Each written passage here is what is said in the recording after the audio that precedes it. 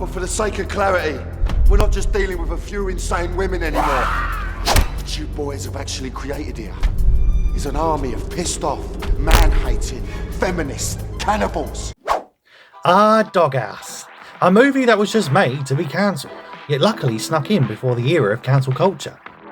A shameless indie about a bunch of working class lads released in 2009, just before the start of the decade what introduced woke social justice into the mainstream, where we all suddenly realised how wrong it was to wolf whistle ladies and think there are only two genders.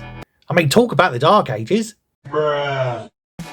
But this movie is a monument to those ye olde times before we considered men dressing up as women in an ironic fashion to be in any way problematic, and a capstone to an era where machismo and toxic testosterone were still allowed to be shown on British screens, and also one of the last movies to show lads affectionately bantering their pals by inferring their sexual preference was of unconventional nature. Oh, you two are so gay.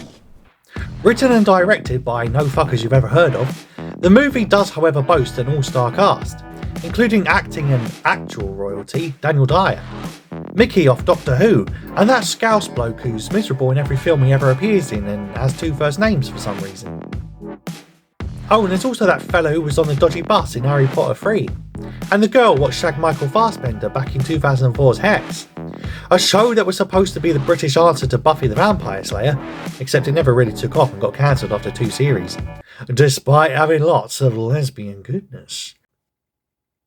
Anyway, this movie is an unashamed guilty pleasure. Where else are you going to see a morbidly obese zombie nurse squash a homosexual to death? Outside of Gemma Collins tripping over outside of the Hush Bar on Halloween? Of course, the movie is in no way original, but it wears its influences on its sleeve. It's like Shaun of the Dead meets The Hangover, meets your wistfully nostalgic flashbacks of those weekend trips you used to go on with your uni mates, when you used to do shrooms and get off with each other in the New Forest. Oh, just me? Okay. Now, some reviews have called these types of horror comedies as, quote, splatstick films, and I think that's a pretty apt label for the genre. It could also be pretty fitting for my collection of Axel Braun's XXX parody films too, but that's a whole other thing. Anyway, if you haven't seen this little gem of a movie, I'll give a brief overview of what little plot there actually is. So 7 blokes and a blonde bird drive off to a remote village for a weekend away, unknowingly walking into a military experiment where all the women have been infected with a virus what makes them foam-mouthed murderous misandrists. Yes, exactly like every social studies student after reading Germaine Greer for a few hours. Then, one by one, these comically misogynist characters get their balls handed to them by increasingly pus-filled zombie-like females, until the movie seems to run out of budget and just randomly stops. No, seriously, there's no ending to this freaking film. It just finishes on a freeze frame and fades to black, like the camera ran out of reel and no one had any more coins to buy film stock to finish the picture. Oh well, it was fun while it lasted. And it's always a pleasure to watch Daniel Dyer go full Danny Dyer. Oi, no smoking. Shut up, slag. He's almost playing a caricature of himself here, as if he had come to the conclusion in the audition that all his other portrayals of hard-as-nuts cockney geezers were not over the top enough in his previous performances, and he needed to thoroughly outdo himself in this one, if he's ever going to be in with a chance of winning that Golden Razzie. But don't let these sillier surface moments fool you, or the script is incredibly deep. I mean, this is a movie that has a zombified equestrian lady literally smack the golf balls out of Danny Dyer, and includes a shriveled up knob in a box when the guys first arrive. And no, that wasn't a reference to David Blaine's during his underwater London stunt back in the day.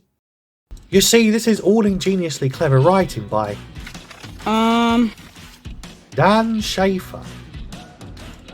It speaks to a primal Freudian fear of men being castrated by women, typically via the suffocation of marriage and domestication of the male ego, which here is represented literally by the aforementioned iconography of the pulled off PP appendage proudly displayed on the trophy shelf in the town window.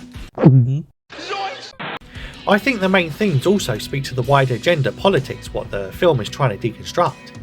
Essentially, a bunch of men created a virus that stripped the agency from women, who then proceeded to strip the flesh off the men, which thereby restored their agency through sweet murderous revenge. But then the virus that urges them to do that was created by men. So the film is really saying that men are always in control of women in some way or another.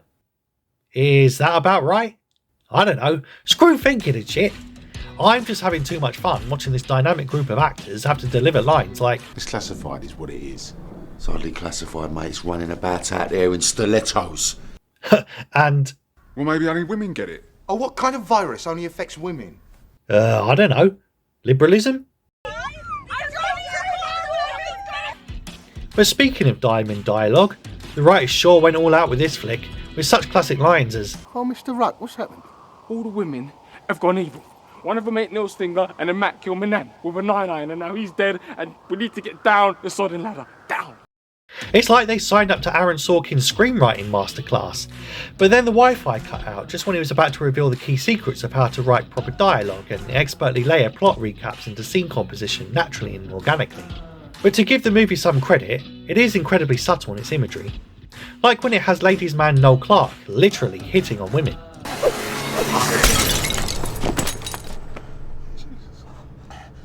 Which, admittedly, is probably a bit tasteless now we know the geezer got me too'd for being a sex pest. Allegedly. It's also full of great little moments that I think may go underappreciated by the lay viewer. Like Matt sticking his fluffy hair down in the mirror during his opening title card, and then the zombie scissor woman cutting that part of his hair off a bit later on just to daunt him. And near the end when they kill Banksy by stabbing him in the bullseye on his chest, which we were all waiting for ever since he turned up in that bloody shirt. Call it Chekhov's bullseye if you will. In all honesty though, I can't really say which scenes were my favourite. I mean, when a movie features a bitch fight between a giant Zorro zombie woman, a lollipop zombie woman and Alan friggin' Carr, you know you're spoilt for choice. Although if I was pushed, I'd have to say that it's probably watching Danny Dyer falling through the roof of a local nudie bar while some bare naked ladies almost devour him alive.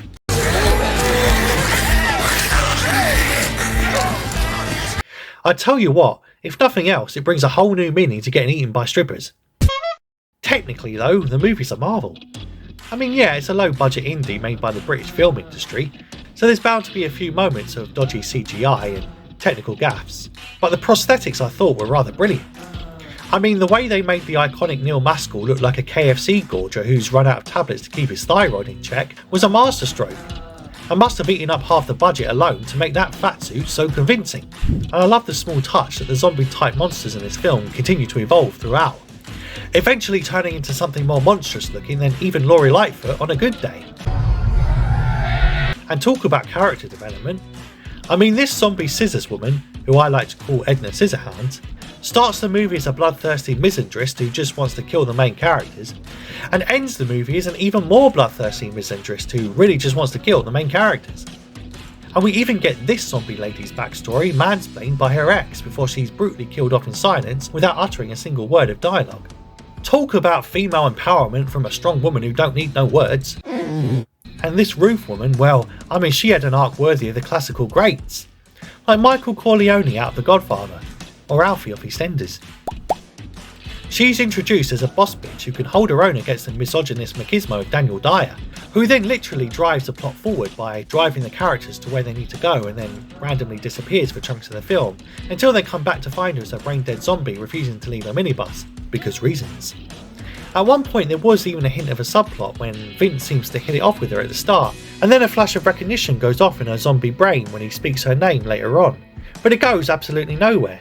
And then the film has a sheer cojones to just throw two fingers up to traditional storytelling and satisfying character growth. I mean it's brave scriptwriting if nothing else.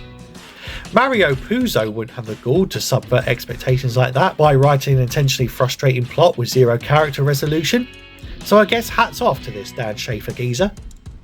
Oh, the virus by the way, if you were wondering, was in the washing powder all along. So of course only the women got it. And I don't say that because of some outdated misogynist assumption that only women do the laundry, but more because blokes don't tend to wash their undies unless under threat of divorce. Now I know I've praised this movie a lot, but it wouldn't be fair to not give a few criticisms of the film from a current day perspective. As we know from the teachings of our Lord and Saviour Ibram X Kendi and other social justice clerics, it's vitally important we look back and judge history and its people through our own modern value system. So looking at this flick through a postmodern lens then, it's clear that this movie is nothing if not a little bit bigly problematic. For example, rampant homophobia is only one such issue. High frequency sonic deterrent set up all over the village. It emits a painful sound that only women can hear. Is it working? I don't know. Can you hear it? I can't believe even back in '09 these filmmakers thought it was acceptable to link homosexuals with feminine traits and lazy stereotypes, all for a cheap gag. I mean, I know I've had a cheap gag of a homosexual once or twice in my life, but I've never equated them with effeminate qualities like mincing before. Can you imagine this movie being made now? Oh, it'd be cancelled before the end of the opening 10 minutes. Slag.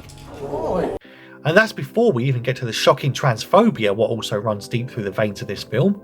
There's one sequence, and I'm not even joking here, where similar to the scenes in The Walking Dead when survivors smear zombie guts all over their body to mask their scent. This movie has the main characters dress up as women and wear perfume to mask their testosterone, and or beards I guess.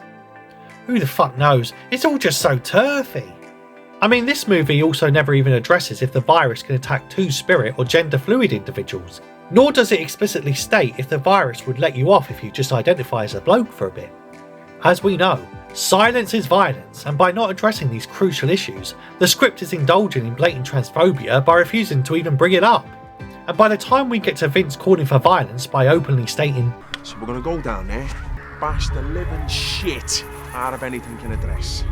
I mean, I was literally shaking.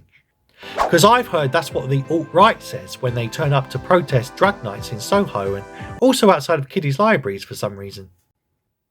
And finally, I just want to remind you guys that the only LGBT character in this flick gets squished by a body-positive super plus-size zombie lady. I know he should consider himself lucky for even having the privilege to end up under a fine-ass fatty what knows her worth, but at the end of the day, it totally indulges the kill your gays trope, which I thought we had since long moved past. I had no idea LGBT characters were so mistreated back in the noughties. I thought that Harvey Milk film changed all that, but I guess there was still some way to go.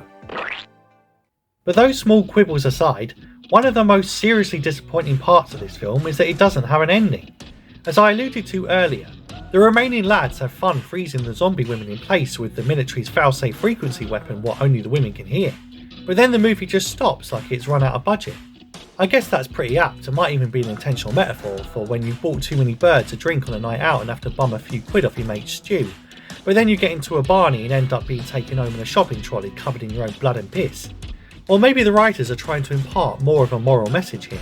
Perhaps showing up male fragility like when they run away like scared little boys after realising they can't actually control women forever like they thought. And their immature fantasy of literally keeping them under their thumb with a big red button for their pleasure isn't remotely like real life. Especially when women learn to press their own big red button and realise they don't need no man in the first place. Ultimately, I dare you to watch this film and not have a good time with it. I mean, a few social justice faux pas aside, how can you go wrong with a movie where a bunch of zombirds spend an entire night harassing a group of lads as they try to become born again blokes? It's scary, it's funny, and it has cockenee geezers slipping a blonde bird 10 quid so he can call her Candy for the rest of the film. And okay, it's no Edgar Wright level quality, but it is like Shaun of the Dead, if it was made by talentless hacks who owe Danny Dyer a favour. And where else are you going to see Edna Scissorhands get taken out by the world's worst CGI golf ball? Bloody nowhere, that's where. Cause this is the Doghouse movie. And it might be a dog shit movie, but it's my favourite dog shit movie.